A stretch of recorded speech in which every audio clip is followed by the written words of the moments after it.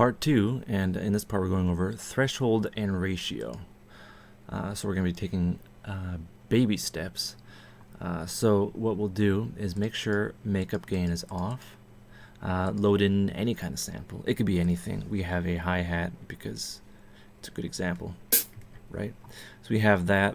So what you're going to be focusing on is ratio and threshold, right? We're going to be clicking on this guy, right? So we have our threshold here as is up there, and our ratio. So our ratio is how much compression you get if the signal goes over the threshold, and so 1-to-1 you would have nothing happening, right? So here's something happening. We'll go 2-to-1, which is a very nice ratio.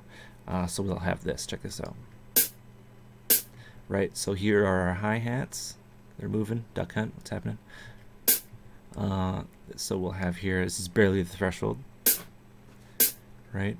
And that yellow line up there, that is the gain reduction, right? So that's how much you're reducing the gain, right? It's very simple once you look at it visually. So we'll bring the threshold down. So we have a lot of gain reduction, and you can hear it, right? So we'll bring the ratio all the way to 1-to-1.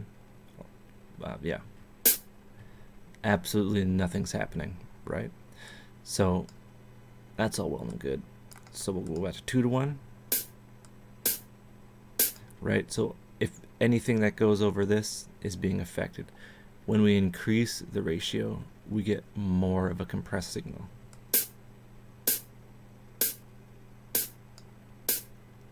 Right, everything is compressed, right? So we have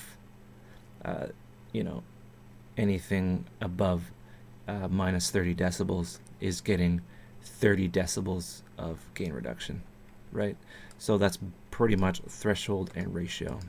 Very easy to think about, right? So you can dial it in, say anything above that I want to be affected, right? So you can do that and just play around the ratio, right? So a combination of threshold and ratio is the foundation to setting up the compressor to do what you want to do, right? So a 2-to-1 or even say a 4-to-1 around there would be good on drums. No, 2-to-1 to 4-to-1 would be good on vocals and leads and all that fun stuff.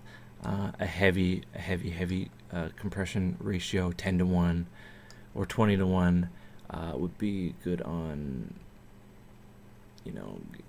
drums and things that require a lot of attenuation because of snare.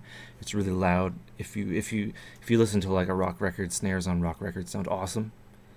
But if you've ever sat next to one and hit one, it fills up the room a lot. But how that's done is with attack and release, which we'll get into next. Attack and release is very simple as well. So it's a combination. Yeah, we'll set that there. So yeah, just load up a sound and play around with it in this view in Ableton. It's very valuable to learn.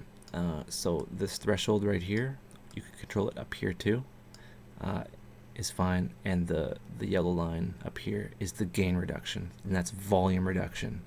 So that's basically, you can see the compressor turning it down.